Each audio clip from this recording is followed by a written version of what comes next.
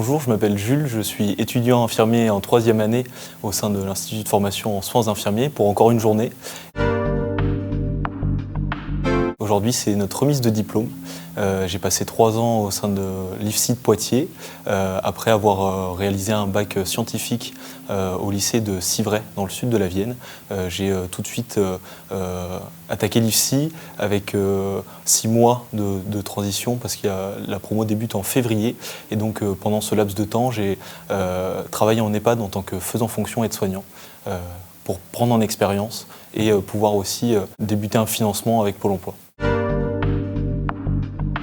Tout d'abord, ça a débuté au lycée où j'ai eu une grosse remise en question sur mon parcours professionnel. Au début, je souhaitais faire professeur de sport, mais au final, avec beaucoup de réflexion, j'ai découvert le métier d'infirmier.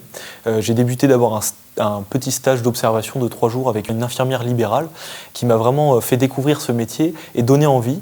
J'ai poursuivi ça avec une journée d'intégration à l'IFSI. J'ai vraiment, je pense, quand même découvert ce métier au cours de la formation. On a un grand imaginaire de l'infirmier et de l'infirmière. Avant d'entamer l'IFSI, pour moi, l'infirmier, c'était un technicien. On réalisait des pansements, des perfusions, des prises de sang. On faisait des mélanges de traitements, de thérapeutiques, pour soigner les patients.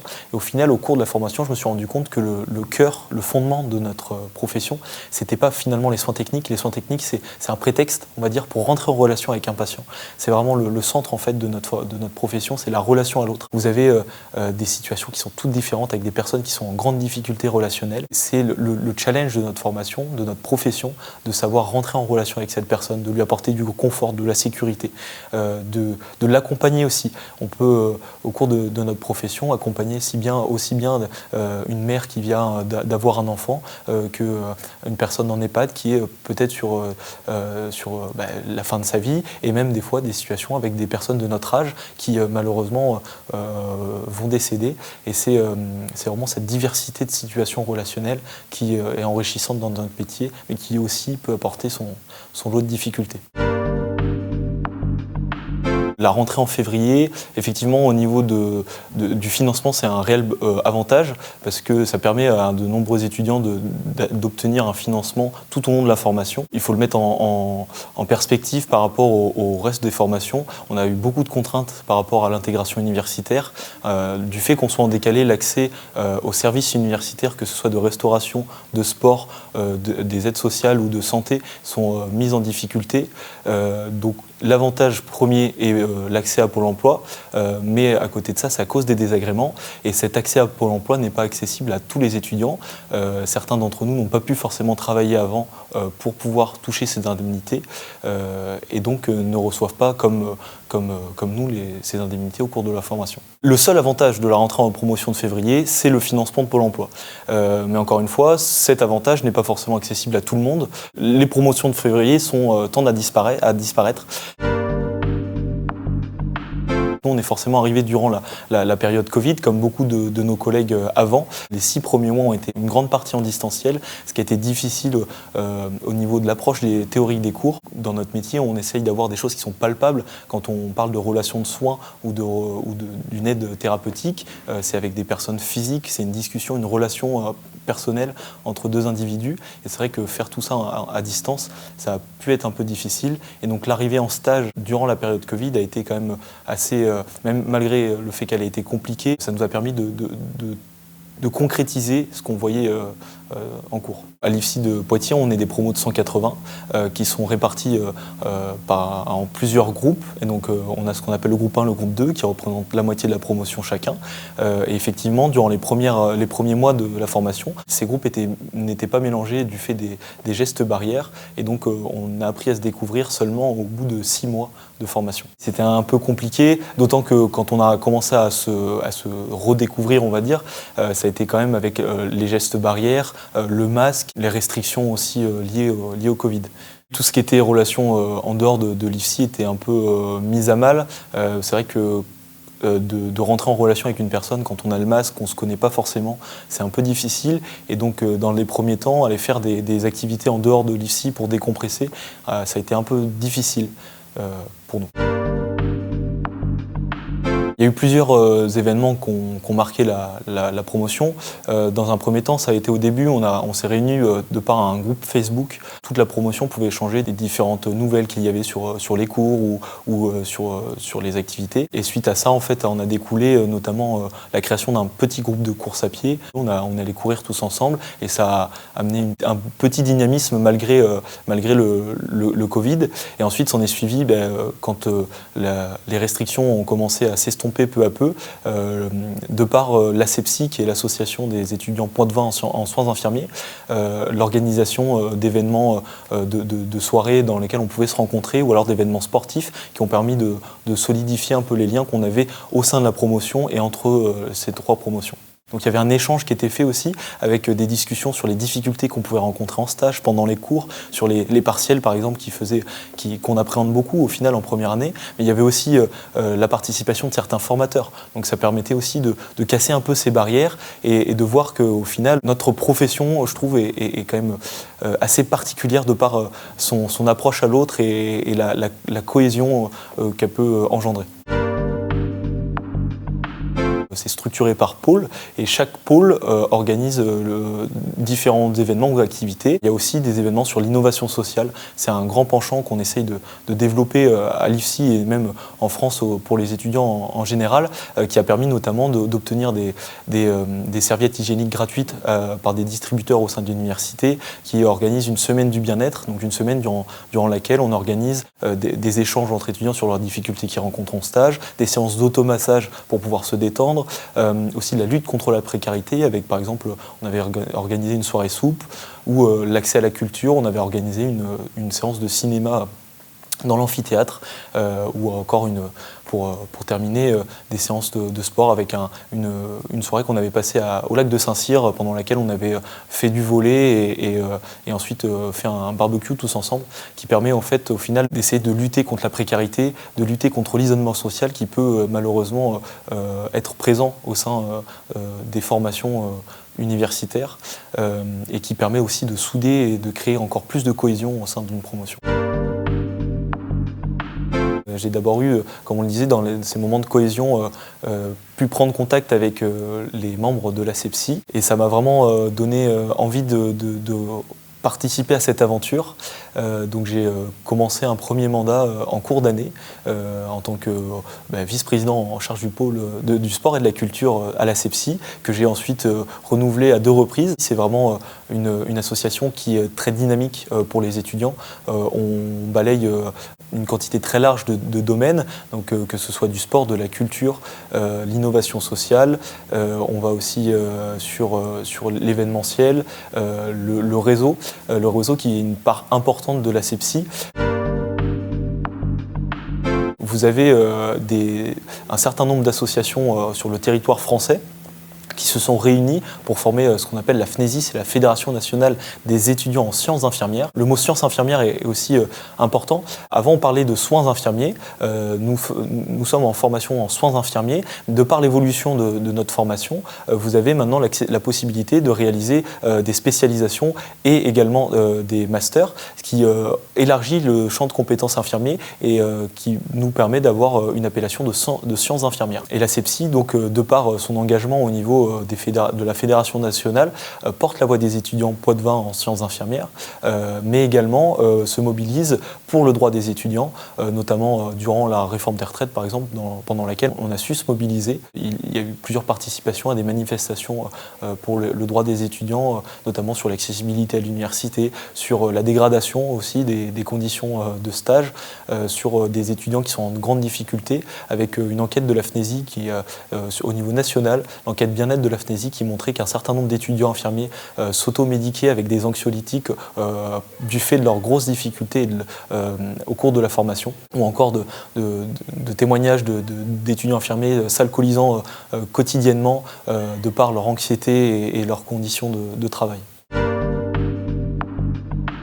La formation infirmière est une formation qui est très enrichissante, mais qui a aussi son lot de difficultés. On a une formation dense, on fait 35 heures par semaine durant 3 ans, avec une alternance de cours et de stages. On a le nombre d'unités d'enseignement, de matières le plus important des études supérieures, ce qui nous demande en fait d'avoir des compétences sur des domaines très larges. On va de la psychologie à la sociologie, en passant par l'anthropologie, les sciences, avec les sciences fondamentales, l'étude des infectiologies, de la pneumologie, les soins relationnels, de l'anglais, ce qui nous donne un champ de compétences très large, mais qui aussi peut être un peu difficile à appréhender. Et donc cette densité de formation avec cette multiplication de matières, rajouter à ça des difficultés en stage.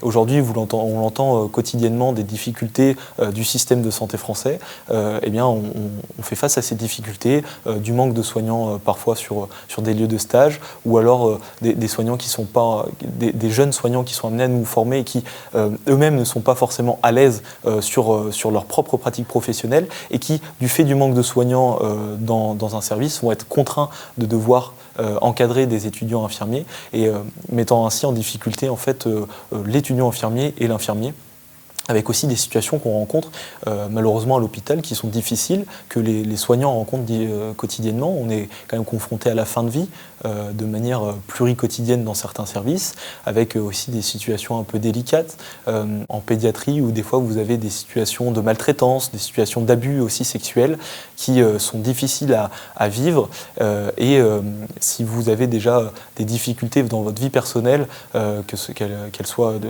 au niveau psychologique, avec la santé mentale qui est un peu détériorée, faire face à ces situations peut être très difficile pour les étudiants infirmiers. La santé mentale des étudiants infirmiers, mais malheureusement aussi des étudiants en général en France, s'est grandement détériorée. Les étudiants maintenant font face à la précarité, à l'isolement social du fait de la crise Covid. Rajouter à ça donc les difficultés présentes en stage, vous avez beaucoup d'étudiants au sein de la promotion qui sont contraints de prendre des antidépresseurs, des anxiolytiques. Vous avez régulièrement des étudiants qui sont pris de malaise de par notamment des difficultés en stage. Vous avez aussi des étudiants qui régulièrement vont voir les formateurs pour un appel à l'aide, pour demander de l'aide parce qu'ils sont en difficulté, que ce soit auprès des cours ou auprès des stages. C'est des situations qui malheureusement sont rencontrées quotidiennement dans notre formation. Représentant de promotion, c'est un mandat avec une élection qui a lieu chaque année. Pour ma part, ça a été seulement en 3e année que j'ai souhaité me présenter pour être représentant de la promotion. Alors le travail du représentant de la promotion, c'est d'abord un rôle de communication. On est le lien entre l'administration et les formateurs et les étudiants. En fait, c'est vraiment cette triade où on va relayer les informations des formateurs, relayer les informations de l'administration. Ça, c'est vraiment la première tâche, de pouvoir aussi alerter sur les difficultés que les étudiants peuvent rencontrer, notamment par exemple sur les stages. On a eu à plusieurs reprises des difficultés en stage sur des lieux de stage qui étaient malheureusement connus pour être difficiles pour les étudiants. Donc c'était aussi notre rôle de pouvoir alerter là-dessus. Ça, c'était le premier penchant de notre travail de représentant de promotion. Le second, c'est représenter au sein d'instances, donc des instances qui se tiennent plusieurs fois par mois. Vous avez dans un premier temps les sections de vie étudiante, où là on va parler de toutes les problématiques autour de la vie étudiante. On peut parler notamment de l'accessibilité à la restauration, qui est un peu mise en difficulté parce qu'on doit aller au sein de la Tour Jean-Bernard et qu'on n'a pas forcément les mêmes réductions Crous que dans certains autres lieux de restauration. Vous avez aussi, par exemple, les difficultés rencontrées en stage avec des plannings qui arrivent très tardivement et pour lesquels on ne peut pas forcément anticiper notre vie personnelle. Vous avez aussi les difficultés du nombre d'étudiants en stage. Malheureusement, la profession manque d'infirmiers et pour pallier à ça, le nombre d'étudiants en promotion augmente au fur et à mesure des années. Et c'est vrai qu'on se retrouve des fois dans des lieux de stage à être un nombre trop important d'étudiants et l'encadrement de ceux-ci en pâtit et s'en voit détériorer. Et donc c'est aussi à nous d'alerter au sein de ces différentes commissions de ces problématiques. Et vous avez aussi des commissions qui sont pour des mises en danger d'un patient durant un stage et au cours desquelles en fait on va prendre en compte la situation. Le but n'est pas d'enfoncer l'étudiant, mais justement de l'accompagner, d'essayer de comprendre quelles ont été les difficultés qui l'ont amené à être dans cette situation et de voir qu'est-ce que l'IFSI, avec les moyens dont elle dispose, peut faire. Donc ça va d'un simple avertissement jusqu'à une exclusion, mais en passant par une aide avec des cours supplémentaires ou des stages supplémentaires. L'intégration universitaire, c'est un des grands enjeux et un des grands combats des étudiants infirmiers en France. Pour prendre l'exemple de l'Institut de formation de Poitiers, avec une collègue Clémence, nous avons été les premiers élus à l'Université de Poitiers. Avant cela, la voix des étudiants infirmiers n'était pas portée au sein des différentes commissions de l'université. C'est une formation qui tend à être intégrée à l'université depuis la réforme de 2009. Pour autant, il y a encore de grosses difficultés d'accessibilité aux services universitaires tels que le service de santé, service de sport, restauration, accès au logement, du fait notamment des promotions de février, mais aussi de notre statut. Le diplôme d'infirmier n'est pas une licence, mais une équivalence de licence, ce qui fait que le diplôme n'est pas délivré par l'université et ce qui met un peu en difficulté notre accessibilité à tous ces services qu'offre l'université. Les années précédentes, en fait, le fait qu'il n'y ait pas d'étudiants infirmiers, nos problématiques n'étaient pas mises en avant au cours de ces différentes instances parce qu'elles n'étaient pas connues. Et donc le fait d'avoir pu porter cette voix, ça a permis de mettre en lumière cette profession et cette formation au sein de l'université, et donc d'entamer un travail sur l'accessibilité au SSU, au service de santé universitaire. Donc oui, on a pu, grâce à ces différents travaux, notamment avoir une salle de pause réaménagée avec un nouveau mobilier, des nouvelles peintures, aussi plus de micro-ondes pour pouvoir manger durant nos pauses entre midi et deux. Au cours de la formation, effectivement, on évolue énormément. On arrive tous de parcours différents. C'est aussi une des richesses de ce métier et de cette formation. Vous avez des étudiants comme moi qui sortent du bac, qui n'ont aucune expérience professionnelle, qui sont mélangés avec des aides-soignants qui travaillent au sein de l'hôpital dans différents services depuis 10, 15 ans, 20 ans, qui sont aussi avec des personnes qui ont fait des licences, ou alors d'autres qui sont dans des domaines complètement différents, qui sont des assureurs, qui tenaient un commerce au préalable. Et en fait, vous réunissez toutes ces personnes avec des âges et des horizons différents et qui vont ensuite travailler sur un projet commun qui est d'obtenir ce diplôme pendant ces 3 ans. Et on a pu voir une grande évolution sur notre manière de penser. Ce qui est un peu marquant, c'est aussi dans le vocabulaire, dans la manière dont on va parler des choses à l'hôpital. Quand on débute l'IFSI, on parle souvent des petits mamis, des petits papis. On va évoluer sur ce langage en parlant du patient, on va parler d'une personne vraiment dans sa globalité, et c'est vraiment très marquant au sein de ces 3 ans. Aujourd'hui, c'est la remise de diplôme. Donc, on va recevoir là, dans quelques heures notre diplôme d'état infirmier qui va nous permettre d'accéder à cette profession. Et donc, pour ma part, je vais commencer à travailler lundi prochain dans le service de médecine intensive et réanimation et du SC. C'est deux services qui vont bientôt se mutualiser. Donc, c'est en fait des soins critiques auprès de patients qui sont souvent dans le coma, intubés et sédatés. J'ai fait le choix de poursuivre cette voie de par mon précédent stage, mon stage pré-professionnel, qui est un stage qui permet d'accéder à un service qui nous plaît. Donc j'ai fait ce choix parce que ce stage m'a énormément appris, m'a beaucoup plu et m'a confronté aussi à mes difficultés. Et donc c'est un challenge aussi de débuter en réanimation, mais comme l'aurait été dans n'importe quel service. On a beaucoup appris pendant ces 3 ans, mais on va encore beaucoup apprendre pendant les prochaines années et durant toute notre carrière, que ce soit par les situations qu'on va rencontrer qui sont tous les jours différentes au sein des services, mais aussi par l'accessibilité aux formations continues, ce qu'on appelle les formations tout au long de la vie. Ça va du diplôme universitaire en prise en charge de la douleur, en hypnose, en soins palliatifs, aux spécialisations avec notamment les diplômes de puéricultrice ou de puériculteur, le diplôme d'IBOD, infirmier de bloc opératoire, IAD aussi, infirmier anesthésiste, ou encore IPA, encore un peu un nouveau qui date de 2018, qui est infirmier en pratique avancée, dans laquelle en fait on peut avoir une évolution aussi dans nos actes de compétences. Et c'est vraiment cette richesse qu'on peut retrouver dans notre profession, de pouvoir, avec un même diplôme, accéder à des milieux très différents. On est 180 dans la promotion, on n'a pas un seul étudiant qui a un même parcours et qui va avoir un même parcours. Vous avez des étudiants qui vont aller en psychiatrie auprès de personnes, par exemple en addictologie, ou alors dans des services fermés, des personnes qui sont en décompensation psychologique. Vous avez aussi des personnes qui vont aller en soins palliatifs, dans lesquels le relationnel est aussi mis en exergue. Vous avez des personnes qui, comme moi, vont aller en réanimation, où là vous avez cet aspect relationnel avec des patients qui sont en soins critiques, et notamment aussi avec les familles, qui est une part importante de ce service, mais aussi cet aspect de soins techniques qu'on recherche beaucoup dans nos débuts, parce que c'est toujours un challenge un peu satisfaisant, une recherche perpétuelle de l'amélioration de notre technique.